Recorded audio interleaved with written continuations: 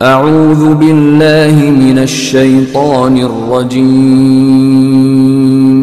بسم اللہ الرحمن الرحیم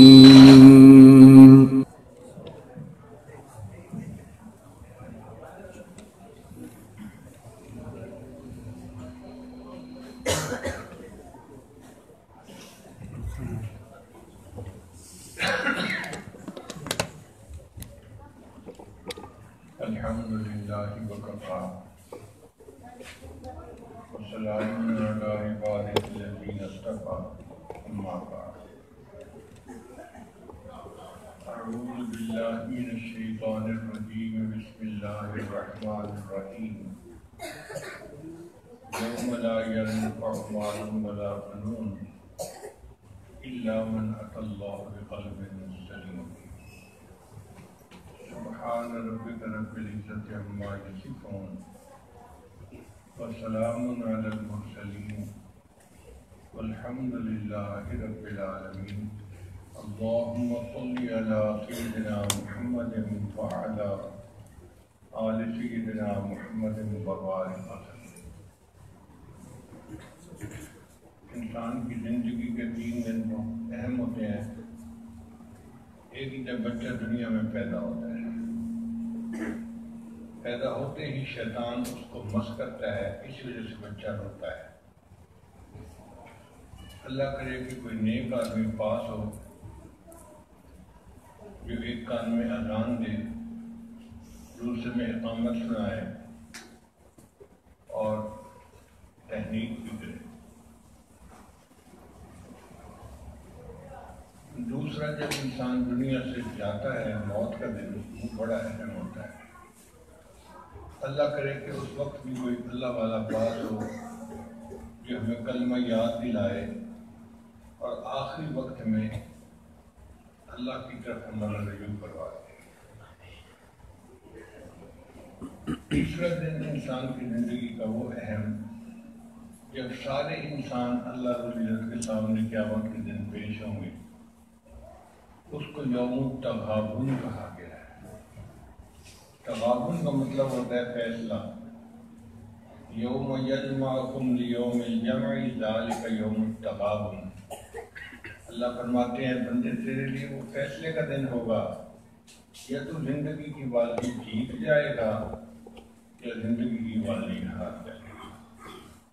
ہار جیت کا دن ہوگا۔ جو آیت مبارکہ پڑھی گئی اس میں اللہ تعالیٰ اسی تیسرے دن کا تذکرہ کرتے ہیں کہ یوم لا ینفع مال ولا بنون۔ اس دن نہ مال کام آئے گا نہ بیٹے کام آئیں گے، الا من اتی اللہ بقلب سلیم۔ جو ثمرہ ہوا دل لایا وہ دل سے کام آئے گا۔ یعنی قیامت کے دن انسان کو مال نہیں کام آئے گا، اولاد کام نہیں آئے گا، ثمرہ ہوا دل کام آئے گا۔ اس آیت سے پتہ چلتا ہے کہ اللہ تعالیٰ دلوں کے بیوپاری ہیں، بندے سے دل مانگتے ہیں۔ اے میرے بندے تو اپنا دل مجھے دے دے، میرے پاس آنا ہے تو اپنے دل کو صاف کر کے آنا۔ اب دیکھیے بندہ اٹھتا ہے نا نیند سے، فوراً منہ دھوتا ہے۔ پوچھے کیوں؟ کچھ اگر کسی سے ملیں گے تو لوگ کیا کہیں گے، یہ میرے منہ سے ملنے آ گیا ہمیں۔ ہر بندے نے چہرہ دیکھنا ہے تو چہرہ صاف ہونا چاہیے۔ تو جس چیز کو مخلوق نے دیکھنا ہے اس کے صاف کرنے کی ہمیں کتنی فکر ہوتی ہے، اور جس دل کو اللہ رب العزت نے قیامت کے دن دیکھنا ہے اس کی صفائی کا خیال ہی نہیں آتا۔ ہمیں کون عقل مند کہے گا؟ جس عورت کو دیکھو اپنے گھر میں روزانہ 1-2 گھنٹے صفائی کے لیے صرف کرتی ہے، ویکیوم چلا رہی ہے، جھاڑو لگا رہی ہے، پوچھے لگا رہی ہے، چمکا رہی ہے ہر چیز کو، حتیٰ کہ فرنیچر بھی صاف، شیشہ بھی صاف، ہر چیز صاف۔ کوئی پوچھے کہ یہ روزانہ کی 2 گھنٹے کی مشقت کیوں اٹھاتی ہو؟ کہتی تھی اگر گھر گندا ہوگا تو میرا خاوند مجھ سے ناراض ہو جائے گا۔ تو جب گھر گندا ہو تو خاوند ناراض ہوتا ہے، اس لیے کہ وہ گھر کا مالک ہے۔ انسان کا دل گندا ہو تو اللہ تعالیٰ ناراض ہوتے ہیں، اس لیے کہ وہ دل کے مالک ہیں۔ وہ بھی بندے کو کہتے ہیں کہ اپنے دل کو صاف رکھو، یہ ہمارا دل اللہ کا گھر ہے۔ حدیث قدسی ہے، لا یسعنی ارضی ولا سمائی، نہ میں زمینوں میں سماتا ہوں نہ میں آسمانوں میں سماتا ہوں، میں مومن بندے کے دل میں سما جاتا ہوں۔ تو اللہ تعالیٰ کی تجلیات ذاتیہ وارد ہوتی ہیں، اس لیے دل اللہ کا گھر کہلاتا ہے۔ ہم بیت اللہ کو جو اللہ کا گھر کہتے ہیں تو کیوں کہتے ہیں؟ معاذ اللہ کوئی اللہ تعالیٰ وہاں رہتے تو نہیں ہے، مگر اللہ تعالیٰ کی تجلیات ذاتیہ وہاں وارد ہوتی ہیں، اس لیے اس کو بیت اللہ کہا جاتا ہے۔ وہی تجلیات ذاتیہ بندے کے دل پہ وارد ہوتی ہے جب انسان دل کو صاف کر لیتا ہے۔ اس لیے اللہ فرماتے ہیں کہ میرے بندے اپنے دل کو صاف کر، اور اگر دل میں ماسوا بھرا ہو، دنیا بھری ہو، اللہ اس دل میں آنا پسند نہیں کرتے۔ آپ نے مسئلہ سنا ہے نا کہ جس گھر میں کسی اشیاء کی تصویر ہو، انسان کی یا جانور کی، اللہ کے رحمت کا فرشتہ وہاں نہیں آتا۔ تو جس گھر میں تصویر ہو، اللہ کی رحمت کا فرشتہ وہاں نہیں آتا۔ جس دل میں کسی غیر کی تصویر ہوگی، اللہ اس دل میں آنا کیسے پسند فرمائے گا؟ ایک بندہ اپنے برتن لے کے جائے دودھ لینے کے لیے، اور برتن میں گندگی لگی نظر آ رہی ہو، تو دودھ ڈالنے والا کبھی دودھ نہیں ڈالے گا، کہے گا کہ میرے پاس صاف برتن لاؤ۔ اگر دودھ ڈالنے والا گندے برتن میں دودھ ڈالنا پسند نہیں کرتا، اللہ رب العزت ایک گندے دل میں اپنی رحمت کو ڈالنا کیسے پسند فرمائیں؟ وہ بھی فرماتے ہیں کہ میرے بندے اپنے دل کو صاف کرو تو نکاؤ، جب تم صاف کر لو گے تو میں اپنی رحمت سے تمہارے دل کو بھر دوں گا۔ اب یہاں ایک طالب علم کے ذہن میں سوال پیدا ہوتا ہے کہ اللہ تعالیٰ کا گھر ہے اگر ہمارا دل، اللہ اس کو خود ہی کیوں نہیں صاف کر دے؟ ایک رحمت کی نظر ڈال دیں اور دل کو صاف کر دیں، کام ختم ہو جائے گا۔ تو علماء نے اس کا جواب دیا ہے کہ جب گھر کسی کو کرائے پر دیا جائے، جب گھر کسی کو کرائے پر دیا جائے تو پھر گھر کو صاف رکھنا کرایہ دار کا کام ہوتا ہے، مالک کا کام نہیں ہوتا۔ مالک کو میرے گھر کو صاف، اور اگر آپ نے میرے گھر کو صاف نہ رکھا تو میں آپ کو اٹھا دوں گا، نکال دوں گا۔ اللہ رب العزت نے اس دنیا میں یہ دل ہمارے تصرف میں دیا ہے، اس لیے ہماری ہی ذمہ داری لگا دی میرے گھر کو صاف رکھنا۔ اگر تم میرے گھر کو گندا رکھو گے تو تمہیں قیامت کے دن اس کی سزا ملے گی۔ اب یہ ہمارا کام ہے کہ ہم اس اللہ کے دل، اللہ کے گھر کو صاف رکھیں۔ نبی علیہ السلام نے ارشاد فرمایا، ان فی الجسد بنی آدم لمضغہ، بنی آدم کے جسم میں گوشت کا ایک لوتھڑا ہے، اذا فسدت فسد الجسد کلہ، جب وہ خراب ہو جاتا ہے تو پورے جسم کے اعمال خراب ہو جاتے ہیں۔ وَإِذَا صَلُحَتْ صَلَحَ الْجَسَدُ كُلُّهُ، اور جب وہ سنور جاتا ہے تو پورے جسم کے اعمال سنور جاتے ہیں۔ الا وہی القلب، یاد لو وہ انسان کا دل ہے۔ تو دل کے سنورنے سے انسان سنورتا ہے، اور دل کے بگڑنے سے انسان بگڑتا ہے۔ ہمارے بگاڑ اور سنوار کا انحصار ہمارے قلب کے اوپر ہے۔ اس کو ہم سنواریں تو سنور جائیں گے، اور اگر یہ بگڑ گیا تو ہم بگڑ جائیں گے۔ اس لیے اس دل پر محنت کرنے کی ضرورت ہے۔ اب سوال پیدا ہوتا ہے کہ اس دل کو کیسے صاف کریں؟ تو ذکر سے انسان کا دل صاف ہو جاتا ہے۔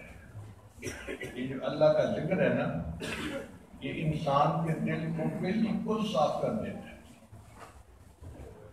جتنا اللہ اللہ کریں گے، اللہ کا ذکر کریں گے، لا الہ الا اللہ کا ذکر کریں گے، اتنا دل صاف ہوتا جائے گا۔ جیسے جھاڑو لگاتے ہیں تو صحن صاف ہو گیا، لا الہ الا اللہ کا ذکر کریں گے تو دل کا صحن صاف ہو جائے گا، ماں سوا ختم ہو جائے گی۔ تھانوی رحمۃ اللہ نے مسائل السلوک میں ایک عجیب نقطہ لکھا ہے۔ فرماتے ہیں کہ ملکہ بلقیس کے پاس جب سلیمان علیہ السلام کا خط آیا تو اس نے اپنے اسمبلی ممبروں سے مشورہ کیا کہ مجھے کیا کرنا چاہیے۔ تو اسمبلی ممبروں نے بیک زبان ہو کر کہا قدم بڑھاؤ ہم تمہارے ساتھ ہیں۔ یہ پرانا فکرہ چلا ہے، انظری ماذا تأمرین، تم فیصلہ کر جو کرنے ہیں، ہم تمہارے ساتھ ہیں۔ مگر وہ سمجھدار عورت تھی، اس نے کہا کہ ان الملوک اذا دخلوا قریۃ افسدوها، جب بادشاہ کسی بستی میں داخل ہوتے ہیں تو اس میں فساد مچا دیتے ہیں۔ وَجَعَلُوا أَعِزَّةَ أَهْلِهَا أَذِلَّةً، اور جو وہاں معزز ہوتے ہیں ان کو ذلیل کر کے وہ نکال دیتے ہیں۔ تو میں سلیمان صاحب سے جنگ نہیں کروں گی، میں ان کے پاس صلح کے لیے خود چلی جاؤں گی۔ یہ تو تھے ظاہرہ معنی اس آیت کے۔ حضرت تھانوی رحمۃ اللہ لکھتے ہیں کہ اس میں ایک بہترین تمثیل موجود ہے۔ اگر کریا سے مراد ہم دل کا کریا لے لیں، دل کی بستی لے لیں، اور ملوک سے مراد مالک الملک کا نام لے لیں، اللہ کا نام، تو پھر معنی بھی بنیں گے ان الملوک اذا دخلوا قریۃ، جب اللہ کا نام دل کے کریا کے اندر داخل ہوتا ہے، افسدوها، انقلاب پیدا کر دیتا ہے، وجعلوا اعزۃ اہلها اذلہ، اور دنیا جو وہاں معزز بنی ہوتی ہے اس کو ذلیل کر کے دل سے نکال دیتے ہیں۔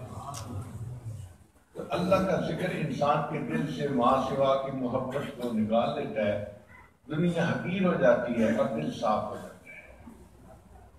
اس لیے حضرت مجذوب رحمۃ اللہ نے شعر لکھا، ہر تمنا دل سے رخصت ہو گئی، ہر تمنا دل سے رخصت ہو گئی، اب تو آجا اب تو خلوت ہو گئی۔ تو حضرت تھانوی رحمۃ اللہ اتنے خوش ہوئے، فرمایا کہ اگر میرے پاس مال ہوتا تو میں 1,00,000 روپیہ انعام دے دیتا۔ اس وقت جو مدرسے میں استاد پڑھاتے تھے ان کی تنخواہیں 1 روپیہ یا 2 روپیہ ہوتی تھی۔ اب آپ بتائیں جب مہینے کی تنخواہ 1 روپیہ یا 2 روپیہ ہو اور بندہ کہے کہ میں اس شعر پر 1,00,000 روپیہ انعام دے دیتا تو کتنی خوشی کی بات ہو۔ ہر تمنا دل سے رخصت ہو گئی، اب تو آجا اب تو خلوت ہو گئی۔ اب یہ دل کو جو خالی ہے یہ ہم نے کرنا ہے، یہ ہماری ذمہ داری ہے۔ اور ہم اگر دیکھیں تو ہم نے تو اپنے دل کو ٹریش کین بنایا ہوا ہے۔ ایک ہوتا ہے نا گندگی کا ٹوکرا، جو فالتو چیز ہو، رٹی چیز ہو اس میں پھینک دو، ڈسٹ بن میں ڈال دو۔ کہ ہم نے بھی دل کو ڈسٹ بن بنایا ہوا ہے۔ گھر سے نکلتے ہیں، ادھر نظر پڑی اس کی محبت دل میں آ گئی، ادھر نظر پڑی اس کی محبت دل میں، جہاں دیکھا وہی محبت دل میں۔ یہ دل ہے یا یہ ڈسٹ بن ہے؟ یہ کوئی ردی کا ٹوکرا تھوڑا ہے۔ ہر ایک کی محبت دل میں آتی جا رہی ہے۔ اس دل کو صاف کیجیے تاکہ ہمارا دل اللہ کی رحمت کے قابل بن جائے، ایک رحمت کی نظر ہمارے دل کو منور کر دے۔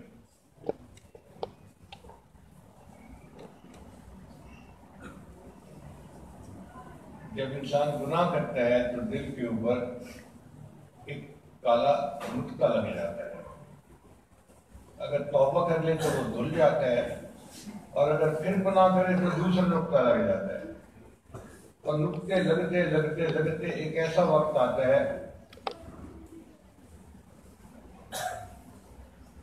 کہ دل بالکل سیاہ ہو جاتا ہے اور سخت ہو جاتا ہے۔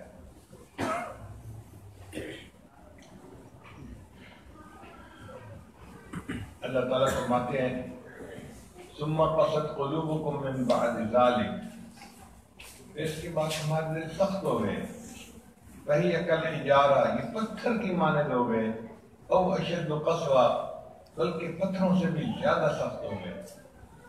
اور پھر اللہ تعالیٰ نے اس کی دلیل بیان فرمائی، فَإِنَّ مِنَ الْحِجَارَةِ لَمَا يَتَفَجَّرُ مِنْهُ الْأَنْهَارُ، کہ پتھروں سے تو نہریں چشمے جاری ہو جاتے ہیں، وَإِنَّ مِنْهَا لَمَا يَشَّقَّقُ فَيَخْرُجُ مِنْهُ الْمَاءُ، پتھر پھٹتے ہیں ان میں سے پانی نکل آتا ہے، وَإِنَّ مِنْهَا لَمَا يَهْبِطُ مِنْ خَشْيَةِ اللَّهِ، اور پتھر کئی مرتبہ اللہ کے خوف سے کانپ اٹھتے ہیں۔ اے انسان، جب تیرا دل پتھر ہوتا ہے، یہ اللہ کے خوف سے نہیں کانپتا، یہ پتھروں سے بھی پرے پار ہو جاتا ہے۔ ہم دلوں میں پتھر لیے پھرتے ہیں، یہ دل زندہ نہیں ہے، یہ دل مردہ ہے، روحانی طور پہ مرا ہوا دل ہے۔ ایک شخص حضرت مسیح رحمۃ اللہ کے پاس آیا، حضرت پتہ نہیں ہمارے دل سو گئے۔ پوچھا کیا ہوا؟ حضرت آپ درس قرآن دیتے ہیں، ہمارے دلوں پہ کوئی اثر ہی نہیں ہوتا، دل کا سے مسیح نہیں ہوتے۔ حضرت نے فرمایا، اے دوست، اگر تمہارا یہ حال ہے تو یہ نہ کہو دل سو گئے، بلکہ یہ کہو دل مو گئے، مر گئے۔ وہ بڑا حیران ہوا، حضرت یہ دل مر بھی جاتے ہیں؟ حضرت نے جواب دیا، ہاں، جو انسان سویا ہوا ہو اس کو جھنجھوڑا جائے وہ جاگ اٹھتا ہے، یہ جھنجھوڑنے سے نہ جاگے وہ سویا ہوا نہیں، وہ مویا ہوا۔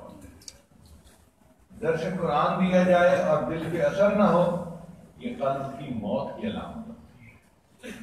اس لیے نصیحت کی بات سنے بندہ اور دل اثر قبول نہ کرے، یہ دل کی موت کی علامت ہے۔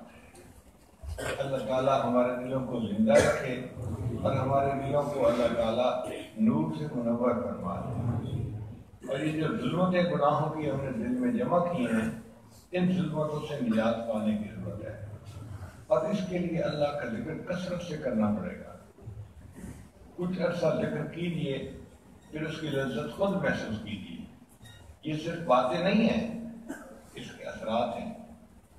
آپ ذکر کریں اور پھر اس کی برکتیں خود محسوس کریں، آپ کا دل گواہی دے گا کہ اب میرے دل میں اللہ کی محبت بڑھ گئی، اب عبادت میں دھیان زیادہ لگتا ہے، نماز میں دل زیادہ لگتا ہے، اب میرا تلاوت قرآن کرنے کو دل کرتا ہے، اب مسجد میں بیٹھے رہنے کو دل جاتا ہے، اب نیکوں کی محفل میں خوش خوشی جاتا ہوں، اب مجھے نیکوں میں بیٹھ کے کوئی گھبراہٹ نہیں ہوتی۔ تو یہ علامات ہیں کہ دل اثر قبول کر رہا ہے۔ بہرحال اس دل پر محنت کرنے کی ضرورت ہے۔ دل کی مثال زمین کی مانند ہے، اگر زمین کو کچھ عرصہ کاشتکاری نہ کی جائے تو زمین سخت ہو جاتی ہے، بڑی بڑی سخت ہو جاتی ہے۔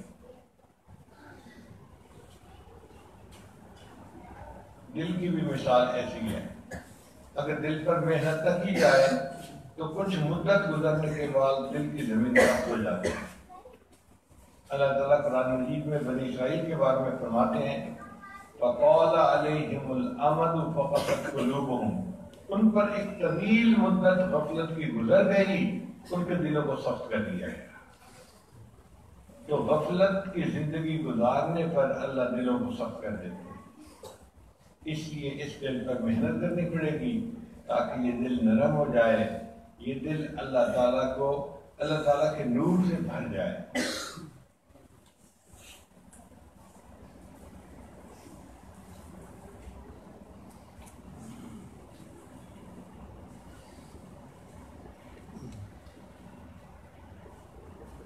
طالب علم کے ذہن میں سوال پیدا ہوتا ہے کہ اللہ تعالیٰ نے انسان کے دل کو اپنا گھر کہا، تو انسان کے بعد جب بھی پیسوں کی گنجائش ہو تو سب سے پہلے اپنا گھر خریدتا ہے۔ اتنے نوکری پیشہ لوگ ہیں نا، ان کی سب سے بڑی خواہش ہوتی ہے کہ گھر اپنا ہونا چاہیے، کہ کرائے کے گھر سے جان چھوٹ جائے، اپنی چھت ہونی چاہیے۔ کمیٹیاں ڈالتے ہیں، پیسے جمع کرتے ہیں، میاں بیوی مل کے پیسے کرتے ہیں جمع، نوکریاں کر کے، اور ان کی خواہش ہوتی ہے کہ گھر اپنا ہونا چاہیے۔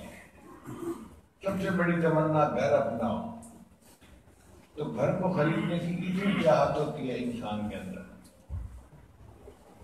اب اللہ تعالیٰ نے اگر بندے سے کچھ خریدنا تھا تو اللہ نے قرآن مجید میں فرمایا ان اللہ اشترى من المؤمنین انفسهم واموالهم بان لهم الجنہ، اللہ نے ایمان والوں سے ان کی جان کو اور مال کو جنت کے بدلے میں خرید لیا ہے۔ یہاں پر ایک مزے کا نکتہ ہے طلباء کے لیے کہ اللہ نے یہ نہیں کہا کہ میں نے مومن کی جان اور مال کے بدلے جنت کو بیچ دیا ہے، اس لیے کہ انسان اپنی چیز کو بیچتا ہے دو وجوہات سے، یا تو ضرورت مند ہوتا ہے تو چیز بیچ کے گزارا کرتا ہے، یا پھر زیادہ فائدے کی توقع ہوتی ہے تو اپنی چیز بیچ دیتا ہے۔ اور جی پلاٹ تو خریدا تھا 20 لاکھ کا، اب بک رہا ہے 2 کروڑ کا، تو چلو پلاٹ بیچ دیتے ہیں۔ اللہ تعالیٰ کی شان اتنی بڑی ہے کہ یہ دونوں چیزیں اس کی ذات میں ممکن نہیں، نہ اس کو کوئی احتیاج ہے، محتاجی ہے کہ وہ جنت کو بیچے، نہ اس کو کسی سے زیادہ مال پیسے کی توقع ہے کہ اللہ کے خزانے میں زیادہ مال آ جائے گا۔ اللہ کے خزانے پہلے ہی بے حد و حساب ہے، لہذا اللہ نے جنت کو بیچنے کا تذکرہ ہی نہیں کیا۔ اللہ نے بات کا انداز یوں فرمایا کہ میں نے جنت کے بدلے مومن سے اس کے جان اور مال کو خرید لیا ہے۔ اب باقی سمجھ آ گئی کہ اللہ نے کتنی بڑی بات کی ہے، مگر پھر ایک اور سوال ذہن میں پیدا ہوتا ہے، اگر اللہ نے مومن سے خریدنا ہی تھا تو پہلے دل خریدتے جو اللہ کا گھر ہے، ہر بندہ گھر پہلے خریدتا ہے، اور اللہ نے دل خریدنے کا تو تذکرہ ہی نہیں کیا، صرف جان اور مال کو خریدنے کا تذکرہ کیا۔ یہ کیا بات ہوئی؟ مفسرین نے اس کا بھی جواب دیا۔ وہ فرماتے ہیں کہ دیکھو انسان کا دل اللہ نے اپنے لیے وقف کر رکھا ہے، اور جو وقف کی جائیداد ہوتی ہے نا، پھر اس کی بیع و شراء کی اجازت نہیں ہوتی، وہ وقف ہو چکی ہے۔ اللہ نے فرمایا میرے بندے تیرا دل تو میرے لیے وقف ہو چکا، اب اس کی بیع و شراء تو ہونی نہیں، اس کے بعد تیرے پاس مال اور جان باقی بچا، میں نے جنت کے بدلے اس کو بھی خرید لیا۔ تو یہ دل ہمارا نہیں ہے، یہ دل اللہ کا ہے، اللہ کا گھر ہے۔ بس ہم اس دل کو شیطان سے محفوظ کریں اور نیک اعمال سے اس دل کو منور کریں۔ اب شیطان سے ہم محفوظ کیسے کر سکتے ہیں؟ ذکر کے ذریعے سے۔ حدیث پاک میں آتا ہے کہ شیطان انسان کے دل کے قریب بیٹھا رہتا ہے اور انتظار کرتا رہتا ہے، اگر دل اللہ کی طرف متوجہ ہو تو شیطان پیچھے ہٹا رہتا ہے، اور جیسے ہی غافل ہوتا ہے تو شیطان اپنی سونڈ دل میں ڈال کر وساوس ڈالنا شروع کر دیتا ہے۔ تو ہمیں اپنے دل کو غفلت سے بچانا چاہیے تاکہ شیطان اس میں وساوس ڈال ہی نہ سکے۔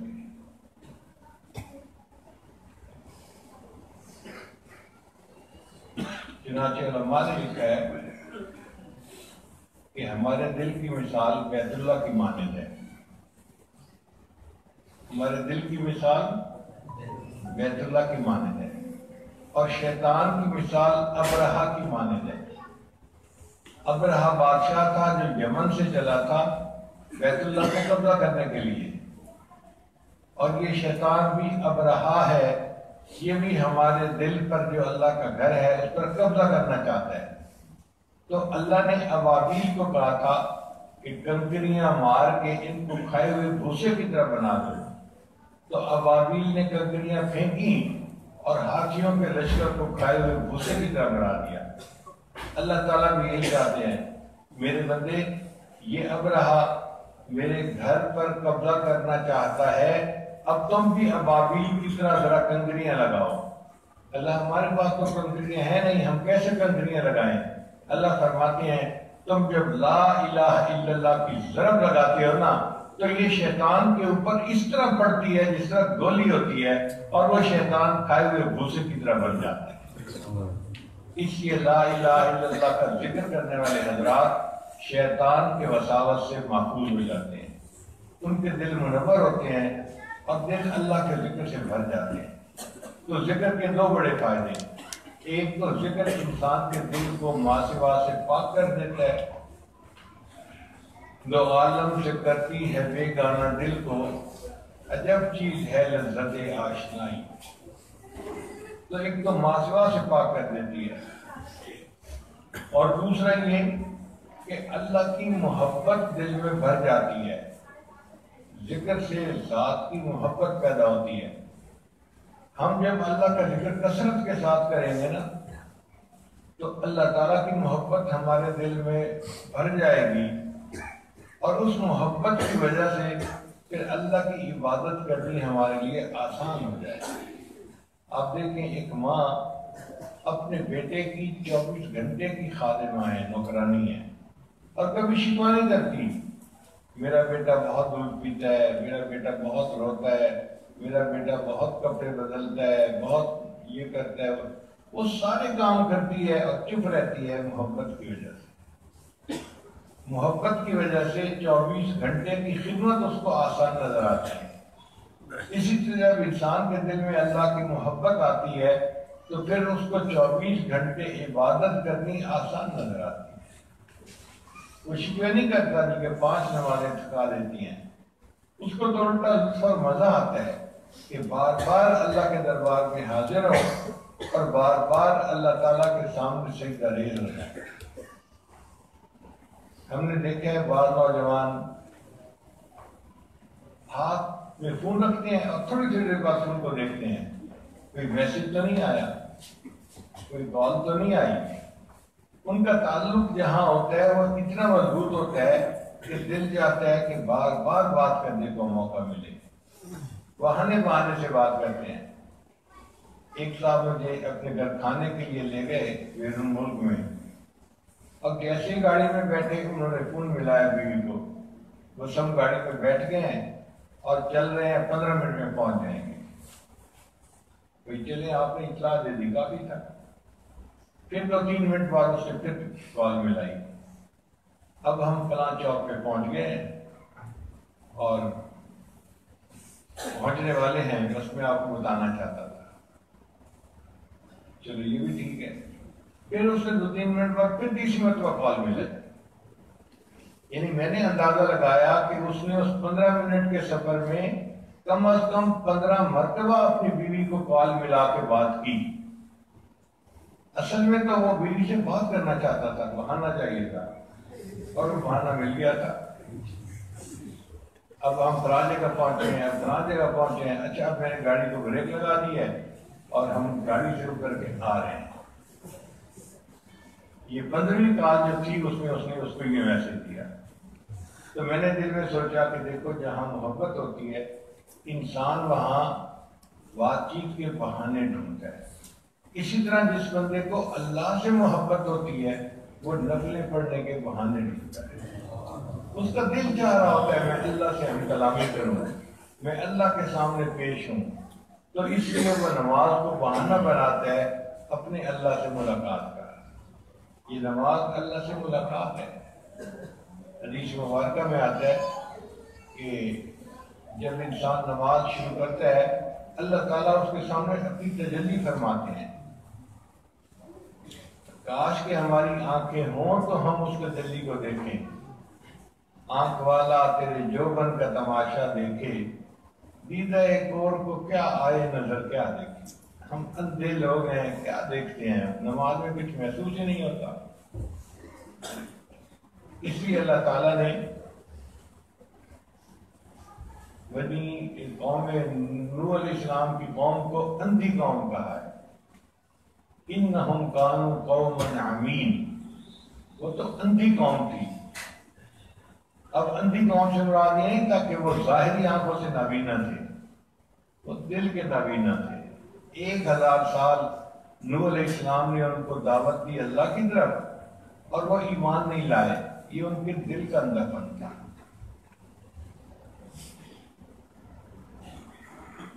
اللہ تعالیٰ قرآن میں فرماتے ہیں فَإِنَّهَا لَا تَعْمَى الْأَبْصَارُ، اور بے شک آنکھیں اندھی نہیں ہوتی، ولیکن تعمی القلوب التی فی الصدور، یہ تو سینوں کے اندر دل اندھے ہوا کرتے ہیں، تو دل اندھے ہو جاتے ہیں تو انسان کو پھر کچھ نظر نہیں آتا، اور جب دل اللہ کی محبت سے بھرا ہوا ہو تو پھر دل چاہتا ہے ابھی اشراق پڑھ لوں، ابھی چاش پڑھ لوں، اوابین پڑھ لوں، تہجد پڑھ لوں، ابھی وضو کیا ہے تو تحیۃ الوضو پڑھ لوں، ابھی مسجد میں داخل ہوا ہوں تو میں تحیۃ المسجد پڑھ لوں۔ وہ بہانے ڈھونڈتا ہے، میں ابھی شکرانے کے 2 نفل پڑھ رہا ہوں، میں صلاۃ الحاجت پڑھ رہا ہوں، میں صلاۃ التوبہ پڑھ رہا ہوں، وہ بہانہ بنا کے نفل پڑھتا ہے اور اپنی محبت کے جذبے کا اظہار کرتا ہے۔ یہ محبت ہوتی ہے دل میں، پھر اس کا دل چاہتا ہے میں اللہ سے ہم کلامی کروں، تو قرآن مجید پڑھتا ہے۔ یہ قرآن مجید جو ہے نا، یہ اللہ تعالیٰ سے ہم کلامی ہے۔ حدیث واقعہ میں آتا ہے کہ انسان پڑھتا ہے الحمدللہ رب العالمین، اللہ تعالیٰ جواب دیتے ہیں حمدنی عبدی، میرے بندے نے میری حمد بیان کی۔ تو جیسے ٹیلی فون پہ دونوں طرف سے گفتگو ہو رہی ہوتی ہے، ایسی کیفیت ہوتی ہے، ادھر سے بندہ آیت پڑھ رہا ہے اور ادھر سے اللہ اس کا جواب دے رہے ہیں۔ لوگوں کو دیکھ کے ٹیلی فون بند نہیں کرتے، باتیں کرتے رہتے ہیں، اچھا پھر ہور کی حال ہے، اچھا پھر ہور کی حال ہے۔ وہی سعودی عرب سے اگر بیٹے نے کال کر دی ہے اور آپ نے اپنے گھر کے حالات سارے بتا دیے تو اب آپ کال بند کریں، نہیں ماں پھر کہیں اچھا پتر بتا ہور کی حال ہے، دل نہیں چاہتا فون بند کرنے کو۔ اسی طرح مومن جب قرآن پڑھتا ہے تو اس کا بھی دل بھرتا نہیں ہے، اس کا دل چاہتا ہے میں اور پڑھتا رہوں اور پڑھتا رہوں اور پڑھتا رہوں۔ سیدنا عثمان رضی اللہ عنہ فرمایا کرتے تھے لو طہرت قلوبکم، اگر تمہارے دل گناہوں سے پاک ہوتے، ما شبعتم من کلام ربکم، تم اللہ کا قرآن پڑھنے سے کبھی دل ہی نہ تمہارا بھرتا، دل چاہتا پڑھتے رہیں پڑھتے رہیں پڑھتے رہیں۔ یہ ایسا ہی ہے معاملہ، گرمی کے موسم میں آپ گھر آئیں اور آگے کوئی ٹھنڈا مشروب آپ کی وائف آپ کو دے تو آپ ایک ایک گھونٹ مزہ لے کے پیتے ہیں، اور ایک گلاس پینے سے دل نہیں بھرتا، دل چاہتا ہے دوسرا گلاس بھی بھر کے دے۔ اسی طرح جو مومن اللہ کی محبت اپنے دل میں رکھتا ہے تو قرآن مجید کا ایک پارہ پڑھنے سے دل نہیں بھرتا، دل چاہتا ہے اور پڑھوں اور پڑھوں۔ چنانچہ امام اعظم ابو حنیفہ رحمۃ اللہ علیہ رمضان مبارک کے دن میں ایک قرآن مجید پڑھ لیا کرتے تھے اور رات میں پھر دوبارہ پھر قرآن مجید پڑھ لیا کرتے تھے۔ آپ اندازہ لگائیے کہ پورا قرآن مجید پڑھنا ان کے لیے آسان تھا، دل بھرتا ہی نہیں تھا، دل چاہتا تھا پڑھتا رہوں۔ اور صحابہ کرام کا حال بھی اس سے بھی آگے تھا۔ ایک صحابی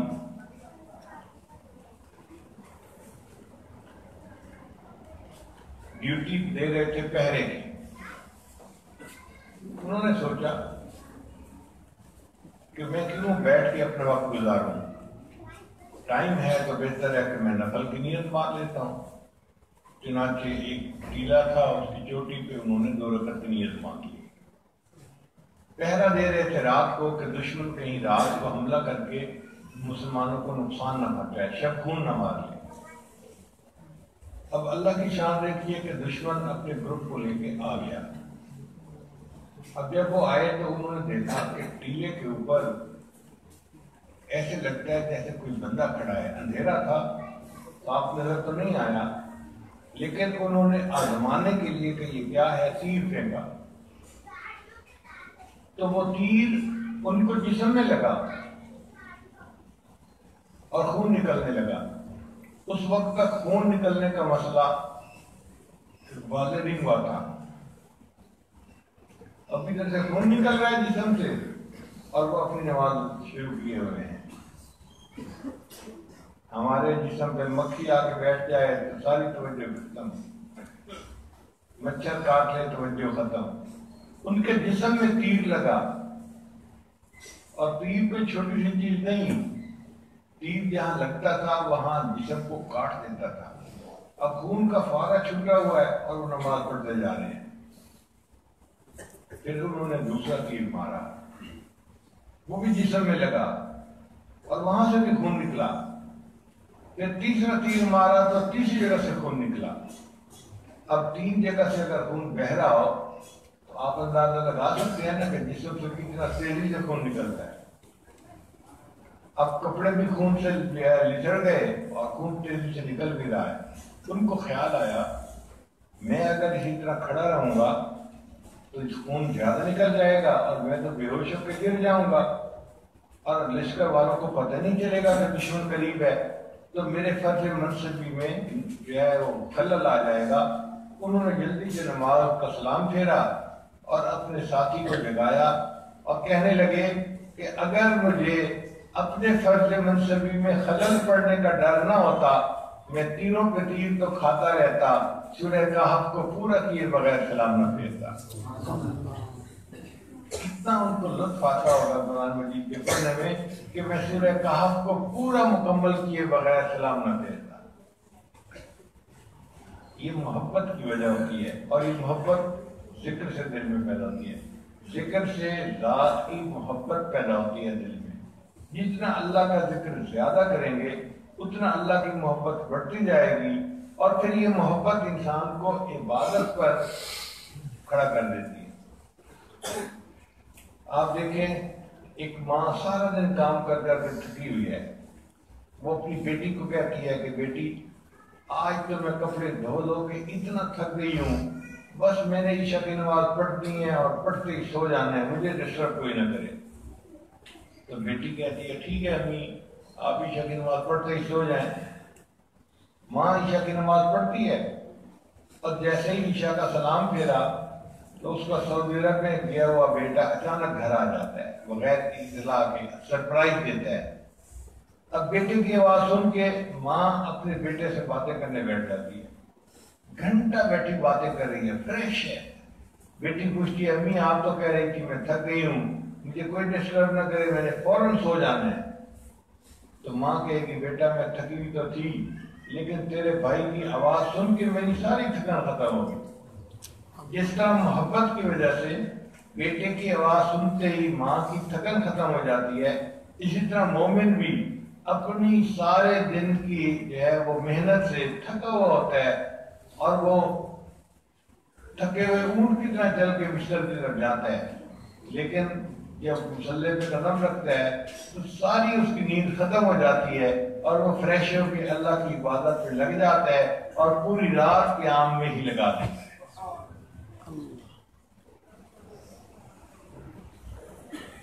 ایک کتاب ہے تذکرۃ الحفاظ، قرآن مجید کے حفاظ کے حالات ہیں، اس میں کافی بڑی کتاب ہے. اس میں عجیب واقعہ لکھا ہے. ایک نوجوان تھا، اس کی شادی ہوئی.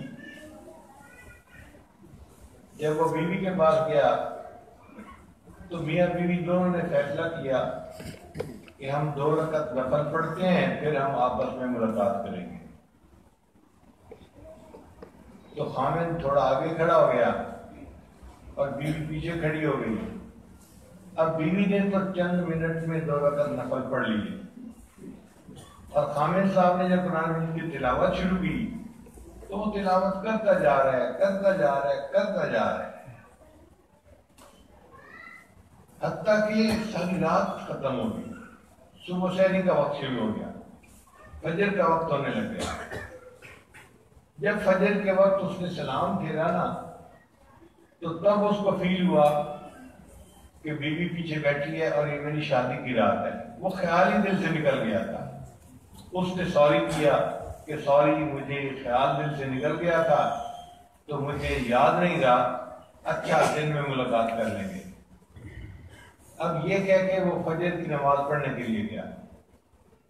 فجر کی نماز کے بعد دوستوں سے ملاقات ہوئی تو دوستوں نے پوچھا بھائی آج تو پہلی رات تھی، سناؤ تم نے بیوی کو کیسے پایا؟ اور بیوی سے تو اس کی نہ بات نہ چیت نہ سلام نہ کلام ہوا نہیں تھا کچھ، اور جھوٹ بولتے نہیں تھے لوگ، تو یہ خاموش ہے. تو دوستوں نے کہا کہ تو کیسا خامند ہے کہ تیری پہلی رات تھی اور تو ہمیں کوئی اشارہ ہی نہیں کر رہا کہ تو نے بیوی کو کیسے پایا؟ تو پھر اس نے کہا کہ نہیں میری تو بیوی سے ملاقات نہیں ہوئی۔ تو دوستوں نے اور زیادہ مذاق کیا کہ لگتا ہے کہ تیرے اندر تو مردانگی نہیں ہے کہ تیرے پاس تیری بیوی ساری رات رہی اور تو نے اس کو ہاتھ تک نہ لگایا۔ اس وقت اس نے بتایا کہ اللہ کی قسم میں نے تو 2 رکعت کی نیت باندھی تھی، میرے دل سے ہی بیوی کا خیال نکل گیا اور میں نے پوری رات قرآن پاک کی تلاوت میں گزار دی۔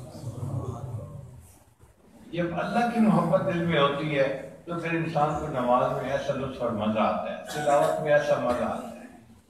پھر انسان گرمی کے موسم میں روزے رکھتا ہے اللہ کو راضی کرنے کے لیے۔ اس لیے ذکر کے ذریعے سے اس محبت کا دل میں پیدا کرنا یہ ضروری ہے۔ اللہ تعالی ہمیں اپنی محبت کی نعمت عطا فرما دے۔ نبی علیہ السلام نے دعا مانگی، اللہم انی اسألک حبک، اے اللہ میں آپ سے آپ کی محبت کا سوال کرتا ہوں، وحب من یحبک، اور اے اللہ جو آپ سے محبت کرنے والے لوگ ہیں میں ان کی بھی محبت کا سوال کرتا ہوں، وحب عمل یبلغنا الی حبک، اور اے اللہ جو اعمال میرے دل میں تیری محبت بڑھاتے ہیں میں ان کا بھی سوال کرتا ہوں۔ تو ہم بھی اللہ سے اللہ کی محبت مانگیں، پھر دیکھیں اللہ تعالیٰ کیسے دلوں کو محبت سے بھر دیں گے۔ آج دنیا میں اللہ سے اچھی گاڑی مانگنے والے بڑے، اچھی نوکری مانگنے والے بڑے، اچھا مکان مانگنے والے بڑے، خوبصورت بیوی مانگنے والے بڑے، اللہ سے اولاد مانگنے والے بڑے ہیں، لیکن اللہ سے اللہ کو مانگنے والے آج کے دور میں بہت تھوڑے ہیں۔ آپ نے کبھی دیکھا کوئی نوجوان اللہ کی یاد میں رات کو رو رہا ہو اور یہ دعائیں کر رہا ہو، اے اللہ میں آپ سے آپ ہی کا سوال کرتا ہوں، آپ کی محبت چاہتا ہوں۔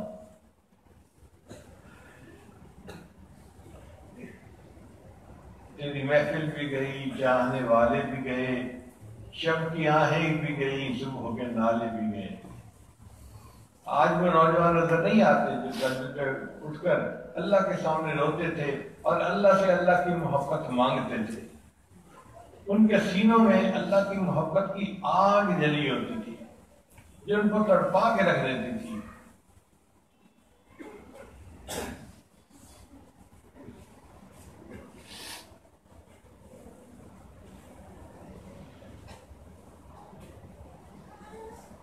جب دل میں اللہ تعالیٰ کی محبت آتی ہے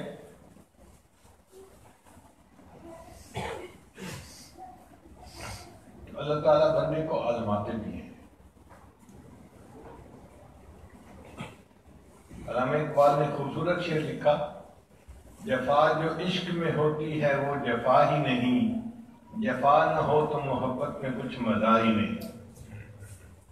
تو محبت کے راستے میں اللہ آزماتے بھی ہیں بندے کو، چنانچہ محبت والوں پہ اللہ کی طرف سے آزمائشیں آتی ہیں، مگر ان آزمائشوں میں وہ تنگ نہیں ہوتے، وہ پریشان نہیں ہوتے، بلکہ اللہ کی محبت اور ان کے دل میں بڑھتی ہے اور وہ اللہ کے سامنے اور زیادہ جھکتے ہیں اور اس محبت کے اوپر وہ ثابت قدم رہتے ہیں۔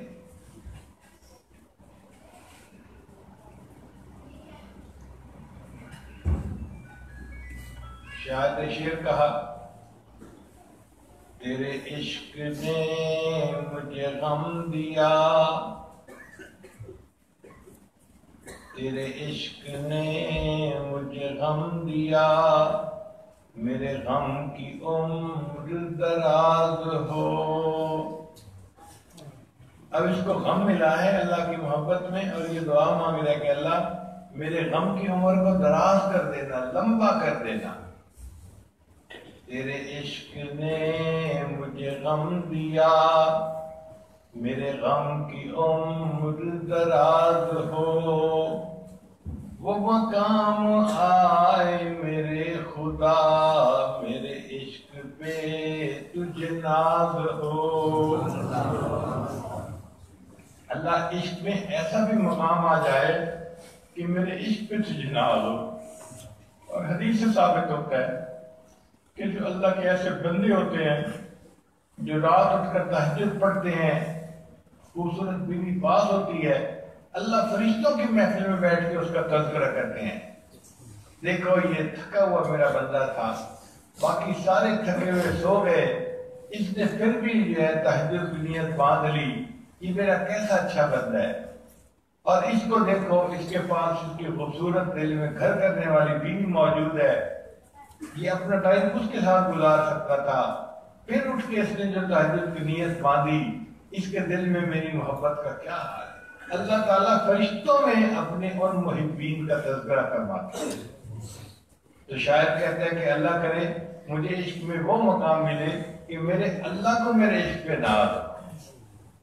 تیرے عشق نے مجھے غم دیا، میرے غم کی عمر دراز ہو، وہ مقام آئے میرے خدا، میرے عشق پہ تجھ ناز ہو۔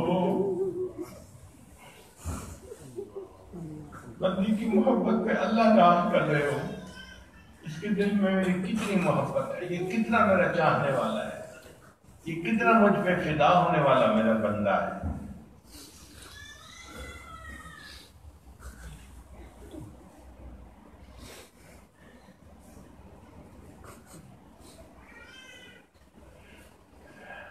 محبت کے بارے میں میں آپ کو چند اشعار سناتا ہوں فارسی کے۔ جان تن بردی و در جانی ہنوز، اے محبوب آپ نے میرے تن سے جان تو نکال دی اور خود آپ میری جان بن گئے۔ جان سے تن بردی و در جانی ہنوز، درد دادی و درمانی ہنوز، اے محبوب آپ نے مجھے درد تو عطا کر دیا اور اس کی درد کی دوا بھی تو میری آپ ہی ہیں۔ آشکارا سینہ بے شگافتی، اے محبوب آپ کی پلکوں کے تیر نے میرے سینے کو تو چیر کے رکھ دیا۔ وَأَنْدَرِي وِيرَانَ سُلْطَانِي ہنوز،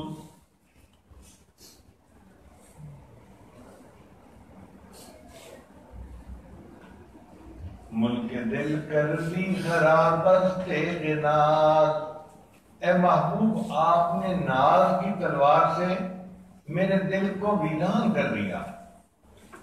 تیری محبت سے پہلے میرے دل میں بڑی محبتیں تھیں، میرا دل آباد تھا، اس کی محبت اس کی محبت، یہ بھی دل میں بس رہا تھا وہ بھی دل میں بس رہا تھا، یہ دل غیر سے آباد تھا۔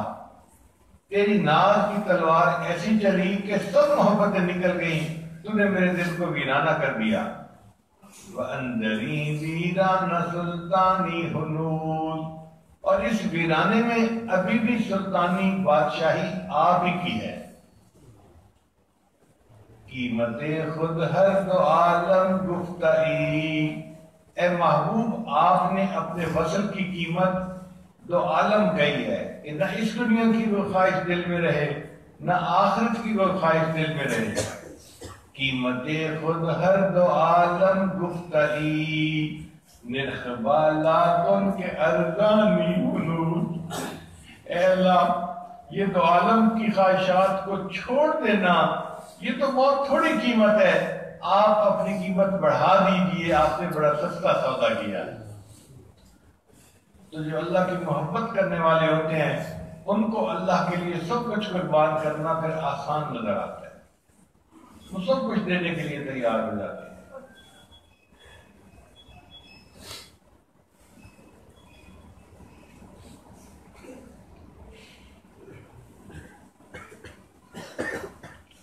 یہ دل کا کلام ہے عجیب، بے خود کیے دیتے ہیں انداز حجابانہ،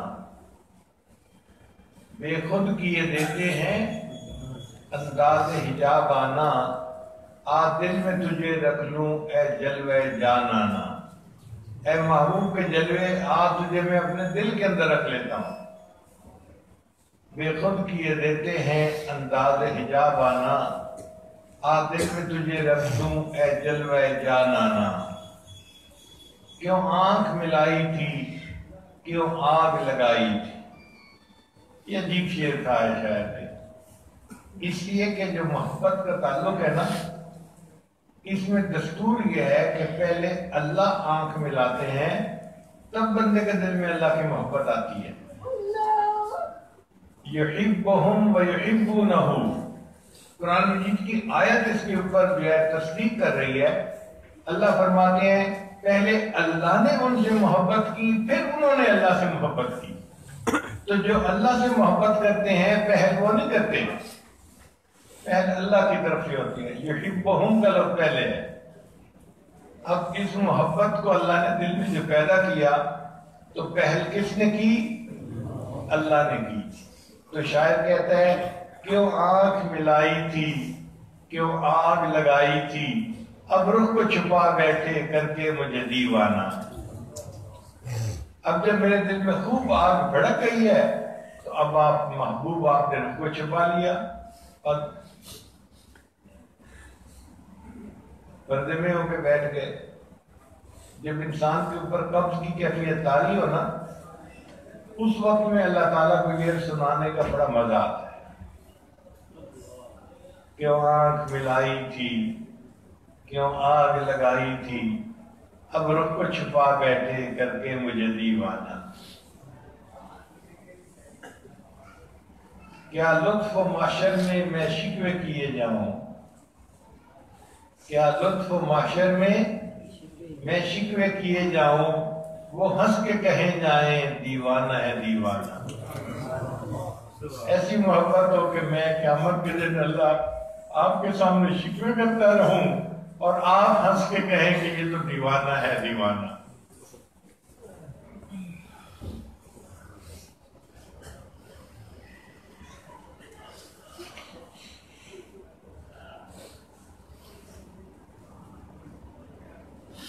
ہمارے علاقے میں ایک شاعر گزرے ہیں بزرگ، ان کا نام خواجہ غلام فرید رحمۃ اللہ علیہ، بہت محبت بھرے اشعار میں ان کے ہیں۔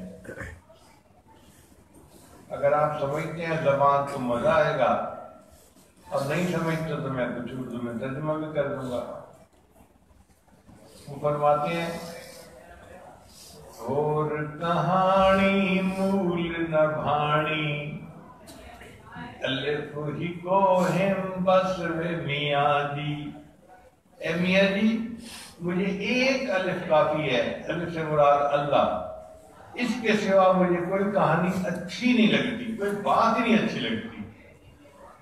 اور کہانی مول نہ بھانی، الف ہی کو ہم بس میاں جی، بیٹے دی میں کلوڑ نکائی۔ بس مجھے الف کافی ہے۔ اب اس نے ماں سوا کو انہوں نے کہا ہے بیٹے، الف کے علاوہ جو مجھے سب وہ بیٹے ماں سوا ہے، کہ مجھے ماں سوا کی کوئی ضرورت نہیں۔ بیٹے دی میں کلوڑ نکائی، الف لیوں دل خسر میاں جی۔ اے میاں جی مجھ سے تو الف نے میرا دل ہی چھین لیا ہے، اب میرا دل میرے اختیار میں نہیں ہے اور مجھے بیٹے کی کوئی ضرورت بھی نہیں ہے۔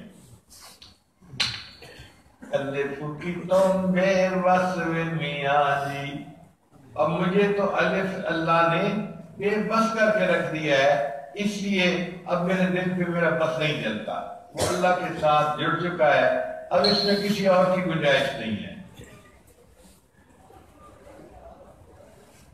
عشقوں مول فرید نہ پھر سوں، اے غلام فرید میں اللہ کے عشق سے کبھی پیچھے نہیں ہٹوں گا۔ عشقوں مول فرید نہ پھر سوں، روز نوی ہم جسر میاں جی۔ اے میاں جی مجھے اس اللہ کے ذکر میں روز ایک نیا مزہ آتا ہے، نیا لطف آتا ہے، میں کبھی اللہ کے ذکر کو نہیں چھوڑوں گا۔ جن کے دل میں اللہ کی محبت ہوتی ہے ان کی کیفیت پھر ایسی بنی ہوتی ہے۔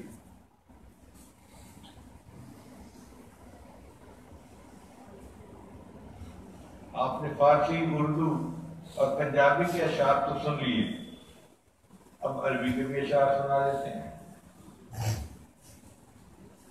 شاعر کہتا ہے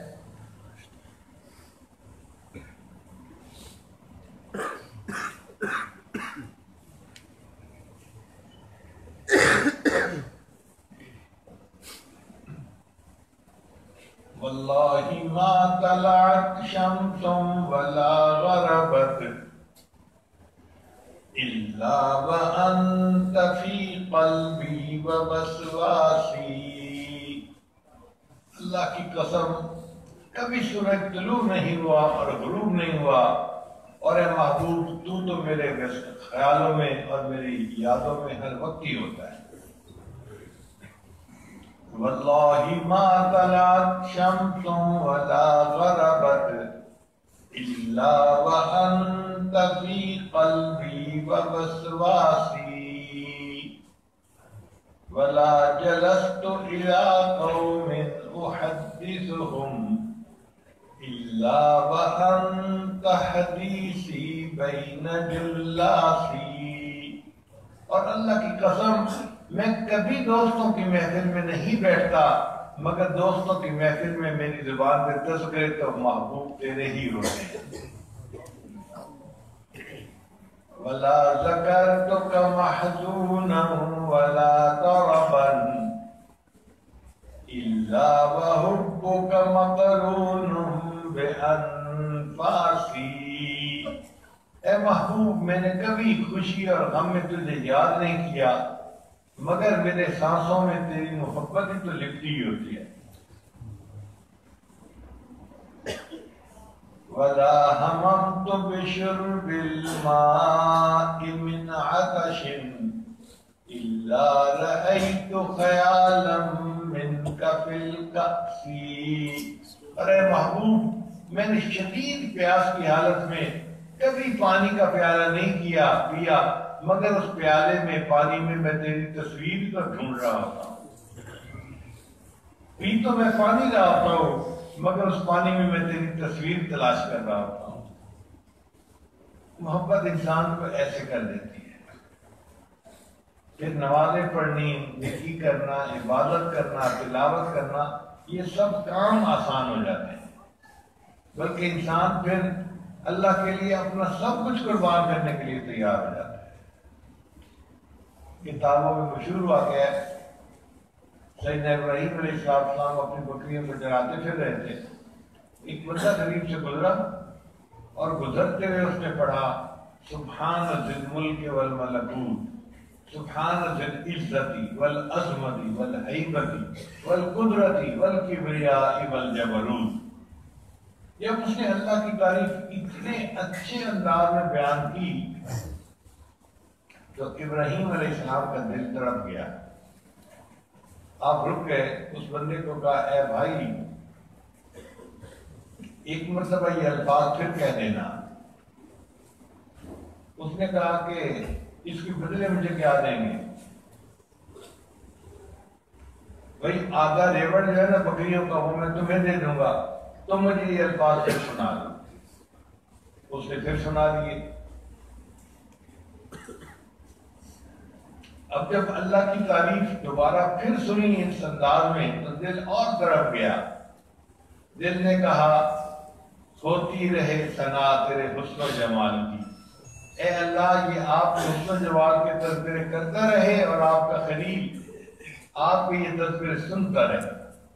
اے بھائی ایک مرتبہ پھر کہہ دو. اس نے کہا اب بدلے میں کیا دیں گے؟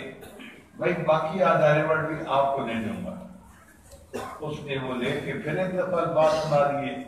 پھر دل مچل اٹھا. اے بھائی ایک مرتبہ اور کہہ دو. اس نے کہا اب تو آپ کے پاس دینے کے لیے ریوڑ بھی نہیں، اب کیا دیں گے؟ بھائی آپ کو ریوڑ چرانے کے لیے کسی بندے کی ضرورت ہوگی، میں ساری زندگی تمہارے ریوڑ کو چرایا کروں گا. تم ایک مرتبہ یہ الفاظ اور کہہ دو. جب ابراہیم علیہ السلام نے اس کو یہ آفر کی نا تو وہ کہنے لگا ابراہیم علیہ السلام مبارک ہو، میں اللہ کا فرشتہ ہوں، اللہ نے مجھے بھیجا، جاؤ میرے ابراہیم خلیل کے پاس اور ان کے سامنے جا کے میرا نام لو اور دیکھو میرے نام کے کیا نام لگاتا ہے. یہ ہوتی ہے محبت کہ اللہ کا نام سن کے تڑپ گئے اور اپنے آپ کو بھی قربان کرنے کے لیے بیچنے کے لیے آمادہ ہو گئے. اس محبت کا مزہ ہی کچھ اور ہے۔ اس لیے وہ لوگ بڑے خوش نصیب ہیں جو اللہ کی محبت میں زندگی گزارتے ہیں۔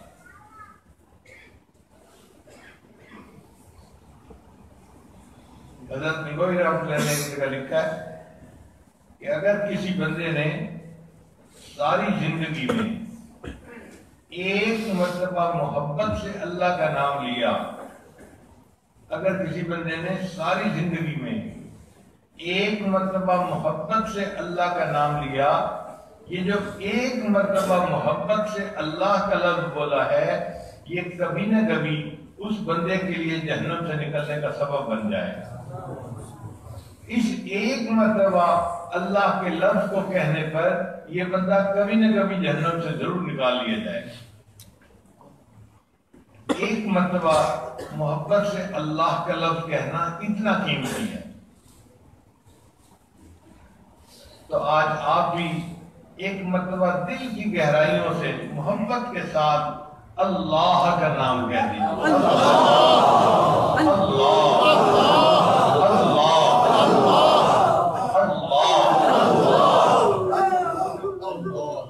یہ محبت سے اللہ کا لفظ کہنا یہ ہماری زندگی کا سرمایہ ہے۔